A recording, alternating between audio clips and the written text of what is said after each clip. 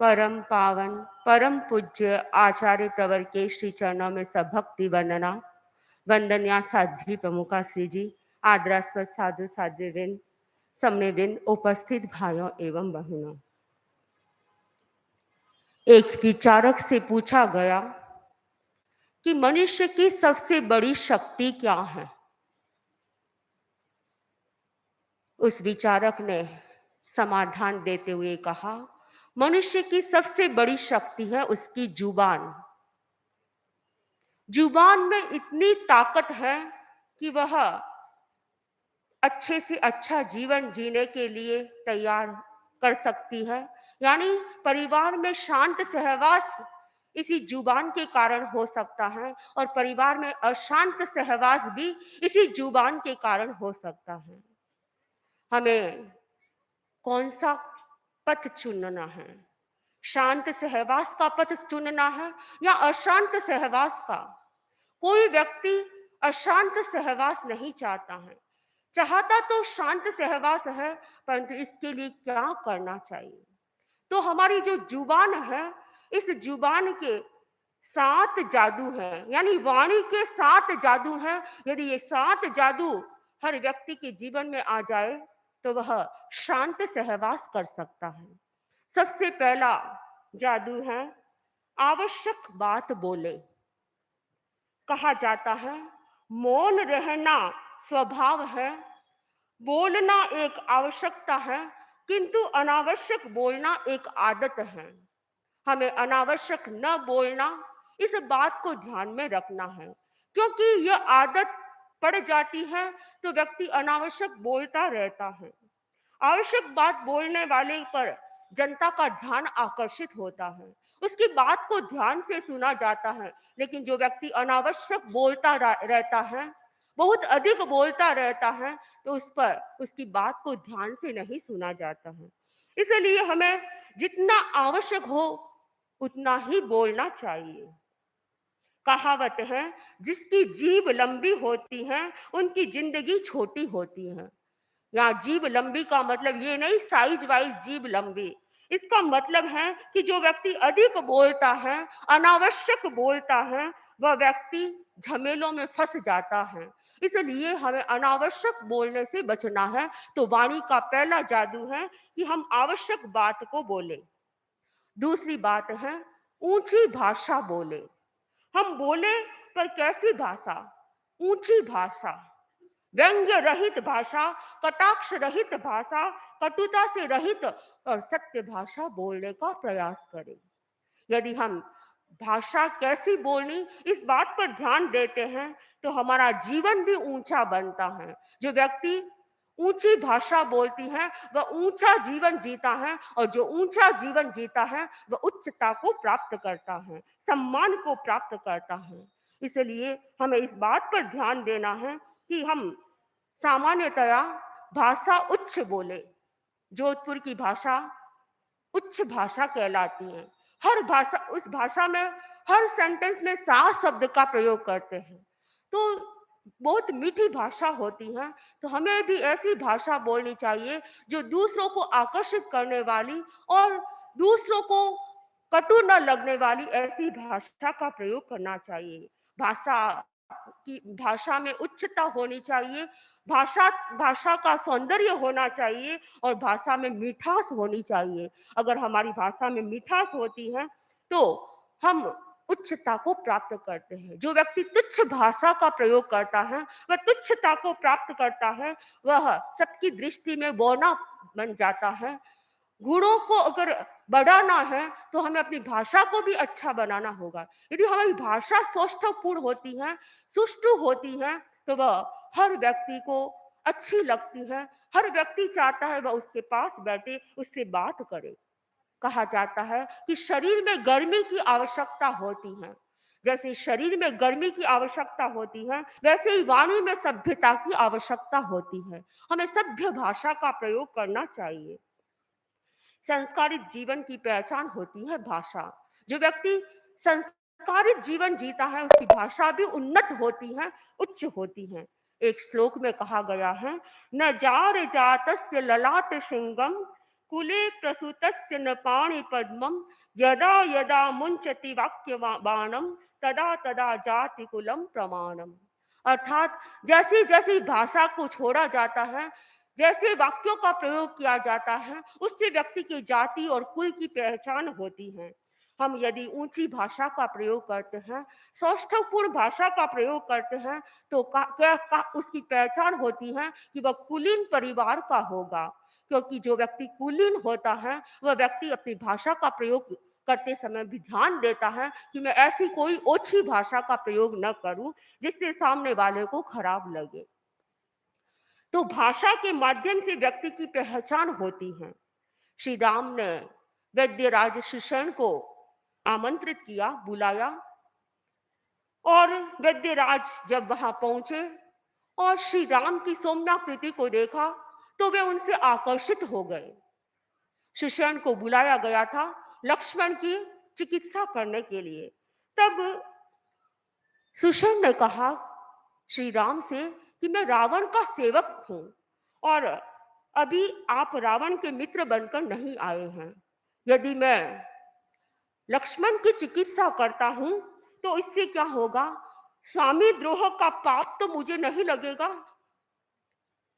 राम से प्रश्न किया और दूसरी बात कही कि क्या मेरा नाम कर्तव्य भ्रष्ट लोगों में तो नहीं आएगा? श्री राम ने चिंतन करते हुए कहा कि सुषेण वैद्यराज, तुम ठीक कहते हो।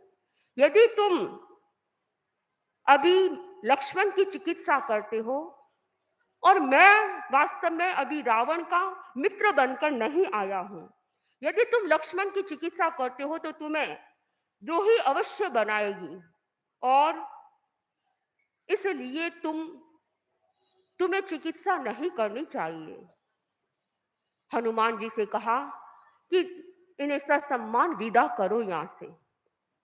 सुषेण ने जब श्री राम के इस प्रकार के व्यवहार को देखा तो सुषेण गदगद हो गया कि आप वास्तव में कोई मानव नहीं है, आप कोई देवता हैं। यानी व्यवहार से, व्यक्ति की भाषा के प्रयोग से उसकी पहचान होती है।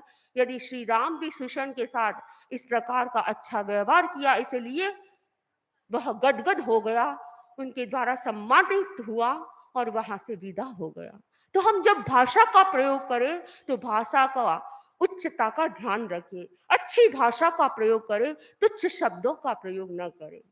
तीसरा वाणी का जादू है, कम से कम बोले, जितना आवश्यक हो उतना बोले। 10वें आलम में कहा गया, बहुम सुनेम कर्णेम बहुम अच्छिहिम पेच्छई न दिठम सुयम सब्बम भिक्खु अखाऊ मरिहय। अर्थात बहुत सारा हम सुनते हैं और बहुत सारी चीजें देखते हैं, लेकिन सारा सुना हुआ और सारा देखा हुआ सब कुछ मुनि के लिए कहने योग्य नहीं होता है। हमें इस बात का ध्यान रखना है कि हमारे पास बहुत सारी ऐसी बातें आती हैं जिनको वापस हर किसी को कहने की जरूरत नहीं होती है, उसे गोपनीय रखने की जरूरत होती है, तो उसे गोपनीय रखना चाहिए।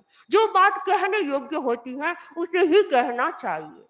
बहुत सारी बातें देखते हैं और बहुत सारी सुनते हैं, लेकिन प्रयोग शब्दों का उतना ही करना चाहिए जितना आवश्यक होता है, यानी कम से कम बोले। हमारे ये शब्द हैं मोती की तरह कीमती हैं।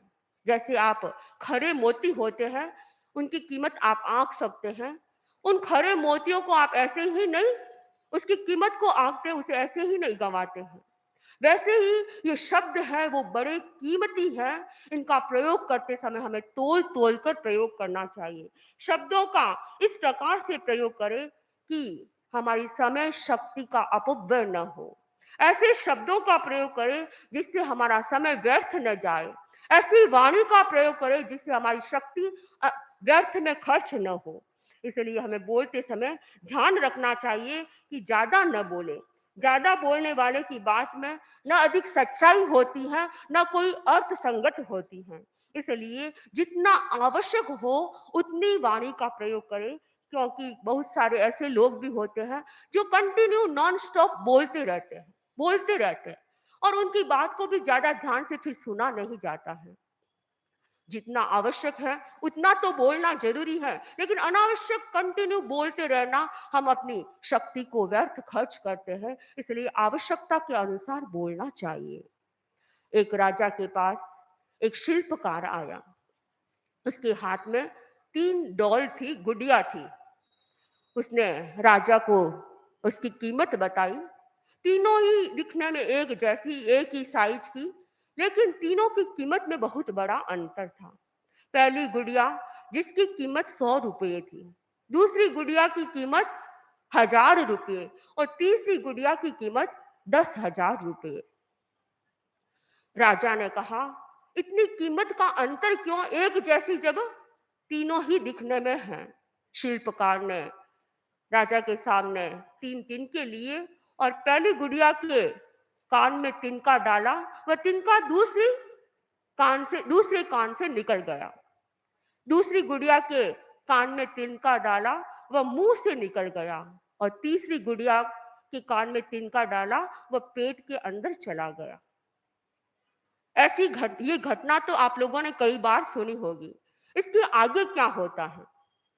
उसने शिल्पकार ने एक अपने अंदर बैग में एक और गुड़िया थी, उसने वह गुड़िया निकाली और राजा से कहा, राजन, मैं इस गुड़िया को राजकुमार को देना चाहता हूँ। क्यों? ये अमूल्य मूर्ति है, इसकी कीमत आंकना बड़ा मुश्किल है। बहुत कीमती अमूल्य मूर्ति है और इस मूर्ति की क्या पहचान है? उसने कहा कि राजन, इस मूर्ति में इन तीनों मूर्तियों की विशेषताएं इसमें हैं। इस मूर्ति में तिनका डालते हैं तो एक कान से दूसरे कान से निकल जाता है। एक कान में तिनका डाला वह मुंह से निकलता है और उस एक कान में तिनका डालते हैं वह अंदर पेट में चला जाता है। यानी राजकुमार को राज्य संचालन करना हो सकता है भविष्य में। इस बात का इसे ध्यान रखना है कि ये गुड़िया हमें 3 प्रकार की प्रेरणा देती है कि कुछ बातें राज्य संचालन करते हुए एक सुननी होती है, दूसरे कान से निकालनी होती है। कुछ ऐसी भी बातें होती हैं जो आई गई करनी होती हैं और कुछ ऐसी भी बातें होती हैं जो बोलकर निकालने की होती हैं। लेकिन कुछ ऐसी बातें होती हैं जो भीतर रखने की होती हैं। कुछ ऐसे रहस्य होते हैं, ऐसी कुछ गोपनीय बातें होती हैं, गुप्त रखने की बातें उसे गुप्त रखनी होती हैं। यह मूर्ति इसे प्रेरणा देती है कि राज्य संचालन में इन 3 बातों का ध्यान रखना है। यह केवल उस राजकुमार के लिए ही शिक्षा नहीं है, हम सबके लिए प्रेरणा है। हमें भी अपनी वाणी का प्रयोग कब कब करना है, कैसे करना है, कितना करना है, इस बात का ध्यान रखना है। इसलिए वाणी का चौथा जादू है, पहले सोचे फिर बोले। यानी हम वाणी का प्रयोग करें तो सबसे पहले हमें सोचना चाहिए, बोलने से पहले सोचना चाहिए और फिर प्रयोग करना चाहिए। कभी कभी कुछ व्यक्ति ऐसे होते हैं जो पहले तो बोलते हैं और बाद में सोचते हैं। हमें इस बात समझदार व्यक्ति होता है वह बोलने से पहले सोचता है और मूर्ख व्यक्ति होता है वह बाद में सोचता है। और जो व्यक्ति बाद में सोचता है बोलने के बाद वह पश्चाताप करता है। इसलिए हमें पहले बोलने से पहले सोचना चाहिए, हर शब्द को तोल तोल कर बोलना चाहिए। तो हम अपने शब्दों का सम्यक प्रयोग कर पाएंगे। और जो व्यक्ति सोचकर बोलता है, बोलने से पहले शब्द इंसान के गुलाम होते हैं। बोलने से पहले शब्द इंसान के गुलाम होते हैं और बोलने के बाद इंसान शब्दों का गुलाम होता है। इसलिए हमें शब्दों को बोलने से पहले सोचकर बोलना चाहिए। इसलिए हमें भाषा का सम्यक प्रयोग करना है। तो कब बोलूं, कैसे बोलूं, कितना बोलूं, कहाँ बोलूं, इस बात का ध्यान रखना चाहिए। 5वां वाणी का जादू है, मीठी भाषा का प्रयोग करें। मीठा बोले, जब भी बोले मीठा बोले, क्योंकि मीठा बोलना एक वशीकरण मंत्र है। सामने वाले को वश में करना है, यानी मधुर भाषा का प्रयोग करें। कठोर भाषा दूरियां पैदा करती है। फरुष भाषा दूसरों के संबंधों को बिगाड़ देती हैं। एक दूसरे के संबंध बिगड़ जाते हैं। इसलिए भाषा बोलते हैं तो मधुर भाषा का प्रयोग करना चाहिए। बच्चों पर अनुशासन भी करना है। यदि उसे प्यार से समझाया जाता है तो वो बच्चा समझ भी सकता है, लेकिन कभी-कभी ज़्यादा डाँटने पर, उस पर कड़ा अनुशासन करने पर वह बच्चा बिगड़ भी सकता है। परम पूज्य आचार्य प्रवर इतने बड़े धर्म संघ का अनुशासन करते हैं, लेकिन आचार्य प्रवर का अनुशासन मृदु अनुशासन है। हमारे से कोई प्रमाद हो जाता है तो परम पूज्य आचार्य पर बड़ा मृदु अनुशासन करवाते हैं, क्योंकि एक आचार्य को संघ का संचालन करते हुए सारना वारना करनी होती है। कभी कोई गलती होती है तो उसको बोलना भी पड़ता है, और कभी अच्छा कार्य करता है तो उसे प्रोत्साहित करना पड़ता है। लेकिन आचार्य प्रवर इस प्रकार से अनुशासन करवाते हैं कि सामने वाले को ये पता है कि अभी आचार्य प्रवर मेरे पर कड़ाई करवा रहे हैं, लेकिन थोड़े समय के बाद वर्षा बरसाने वाले हैं। यानी इस प्रकार मृदुता, इस प्रकार का व्यवहार करवाते हैं कि वह जो कहा हुआ बात है वह सारी धुल जाती है, वह एकदम अपने आप में प्रसन्नता का अनुभव करने लग जाता है। और संत लोग तो ये भी कहते हैं कि आचार्य प्रवर कभी-कभी हमारे पर अनुशासन करवाते हैं तो हमें अच्छा लगता है, क्योंकि बाद में हमें बहुत कुछ मिलने वाला होता है, इसलिए कभी-कभी अनुशासन किया हुआ आचार्य प्रवर का हमें अच्छा लगता है। लेकिन आचार्य प्रवर कभी भी हम देखते हैं सामान्यतया कड़ा जल्दी से फरमाते नहीं हैं, बड़ा मृदुता से फरमाते हैं। तो हमें भी मृदुता को सीखना है, हम भी मधुर वाक्य का प्रयोग करें, मधुर भाषा का प्रयोग करें। वाणी में सच्चा मिठास तभी जब भावों में सरलता होती है, हमारे भीतर सरलता व्याप्त हो, क्योंकि सरलता के बिना मधुर भाषा का प्रयोग किया हुआ भी कभी-कभी गलत हो जाता है, क्योंकि भीतर में तो मायाचार है और ऊपर से मीठा बोला हुआ वह भी कारगर सिद्ध नहीं हो सकता है। इसलिए हमें भाषा मधुर तो बोलना है, लेकिन सरलतापूर्ण होनी चाहिए, दूसरे के हित की कामना की युक्त भाषा होनी चाहिए। और सातवां छठा वाणी का जादू है, कषाय मुक्त भाषा बोले।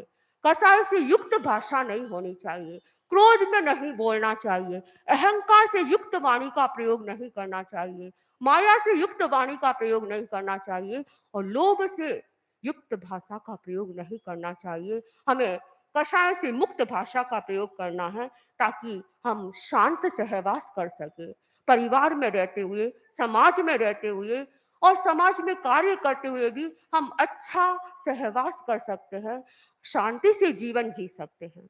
और अंतिम जादू है सत्य बोले। 3 चीजें ऐसी हैं जिन्हें छिपाया नहीं जा सकता है, सूर्य को, चंद्र को और सत्य भाषा को। जो सत्य है वो कभी न कभी सामने आता ही है, इसलिए सत्य भाषा से जीवन में 4 श्रेष्ठ उपलब्धियां होती हैं। सबसे पहली उपलब्धि होती है, जो व्यक्ति सत्य भाषा का प्रयोग करता है वह प्रेम को प्राप्त होता है। दूसरा, पवित्रता को प्राप्त होता है। तीसरा, विश्वास अर्जित करता है, और चौथा, विवेक संपन्न होता है। हमें यदि अपने जीवन को सार्थक और सफल बनाना है तो इन भाषा के प्रयोगों पर ध्यान देना है, जो मूल चीज है, मुख्य चीज है, जो हमारे शांत सहवास का कारण बनती है। इस जुबान पर ध्यान रखना है कि किस प्रकार हमें भाषा का प्रयोग करना है, ताकि हम शांत सहवास कर सके, परिवार में सामंजस्य के साथ रह सके, और संगठन, जहाँ भी समाज है, संगठन है, वहाँ भी शांति से कार्य कर सके। इन्हीं भावों के साथ ओम अर